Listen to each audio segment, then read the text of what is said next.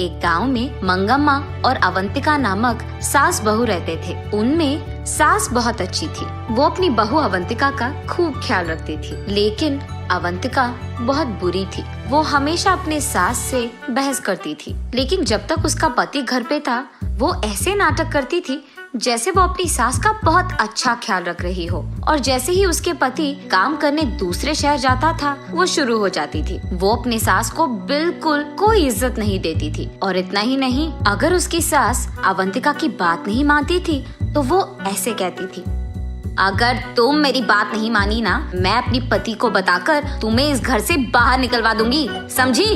इसी कारण मंगम्मा, इस उम्र में मैं बाहर जाकर कैसे जी पाऊंगी, अकेली मैं कुछ नहीं कर पाऊंगी। इसी डर में वो जो अपनी बहू कहती थी चुपचाप करती थी। एक दिन अवंतिका की दोस्त शहर से उसके घर आते हैं। तब वो अपनी सास से ऐसे कहती है, हाँ सुनो, शहर से मेरे दोस्त आए हुए हैं, उन सब के लिए विभिन्न प्रकार के व्यंजन बनाओ और वो भी जल्दी। उतने व्यंजन मैं कैसे बनाऊं बेटा, कुछ ही पकाऊंगी। हाँ, मेरी सहेलियों के सामने मेरा इज्जत निकालना चाहती हो तुम? ऐसा कुछ नहीं है बेटा, मेरा वो मतलब नहीं था। उतने सारे व्यंजन मैं अकेले कैसे बनाऊंगी? अगर तुम भी थोड़ा मदद करोगी तब मैं बना पाऊंगी। क्या मैं तुम्हारी मदद करूं? मतलब मेरी सहेलियां यहाँ आई हुई है, उनको छोड़कर मैं तुम्हारी मदद करते रह जाऊं? तुम जरूर ये सब मेरे दोस्तों के सामने मेरे इज्जत निकालने के लिए कर रही हो ना? अरे रे बेटा, मेरा ये मतलब नहीं था। ठीक है, मैं वो सारे व्यंजन बना दूंगी, तुम जाकर अपनी सहेलियों से बात करो। ये कहकर मंगम्मा वहाँ से जाकर रसोई घर में एक के बाद एक व्यंजन बनाने लगती है। और यहाँ अवंतिका उसके सहेलियों के सामने, देखा तुम लोगों ने, मैं मेरे सास को मेरे काबू में रखती हूँ। मेरी सास तो मेरे सामने अपना मुंह भी खोलती नहीं है, मैं जो बोलूँ वही सुनती है, एकदम कुत्ते की तरह। ऐसे वो उसकी सास का मजाक उड़ाती है। उस सारे सहेलियों में से एक उसे देख ऐसे कहती है, अरे सुनो, इस उम्र में अपनी सास को इतना काम देना ठीक नहीं लग रहा मुझे, और वो अकेली इतने सारे काम कैसे करेगी अवंतिका? ऐसे पूछती है। ए तो चुप कर, अगर हम ऐसे नहीं रहेंगे ना तो ये सब हमारी सास ना हमारा फायदा उठाएंगी, हमें उनके काबू में कर लेंगे और उनका कहना हमें मानना होगा। मैं ऐसे नहीं रह सकती। हाँ, लेकिन ऐसे बूढ़ी औरत को मेहनत करवाना मुझे अच्छा नहीं लग रहा। और वैसे अगर तुम्हारे पति को ये सब पता चला तो सोचो क्या ही हो जाएगा।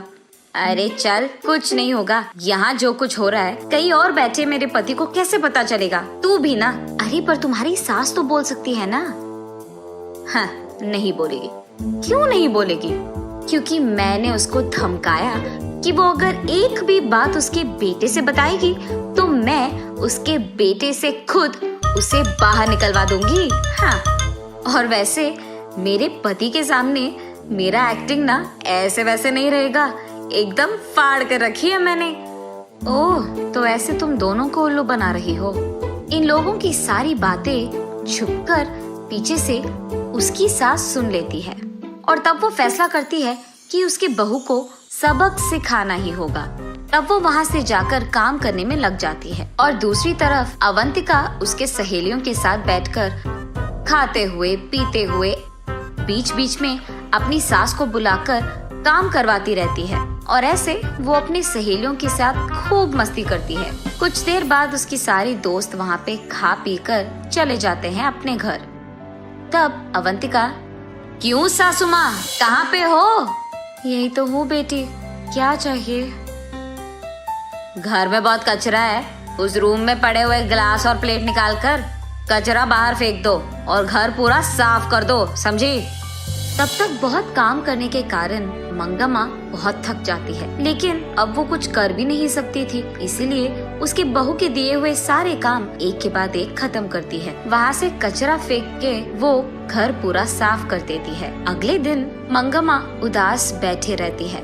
तब पड़ोसी घर की बेटी अमृता वहाँ आकर उससे ऐसे कहती है, दादी दादी, ये लो मिठाई, खाओ ना, आज मेरा जन्मदिन है। ऐसे कहती है। पर ये सब मंगम्मा नहीं सुनती है, अपने ख्यालों में खोई रहती है। तब अमृता दादी दादी ऐसे जोर से पुकारती है। तब मंगम्मा होश में आकर बोलो बेटी अमृता, यहाँ कैसे आना हुआ? मेरा छोड़ दीजिए दादी, लेकिन आप ऐसे उदास क्यों बैठे हैं? ऐसे कहती है। तब मंगम्मा जो कुछ भी हुआ उसको समझाती है। ओह, इतना ही? इस समस्या का उपाय तो मेरे पास है। बस आज के लिए जो भी तुम्हारी बहू तुमसे कहती है ना, वो काम कर लो और कल से ये नौबत तुम्हें नहीं आएगी। तब मंगम्मा, ऐसे कैसे अमृता, ऐसे क्या कर लोगी तुम? अरे वो सब आप मुझ पे छोड़ दीजिए दादी, मैंने कहा ना कि मैं संभाल लूंगी।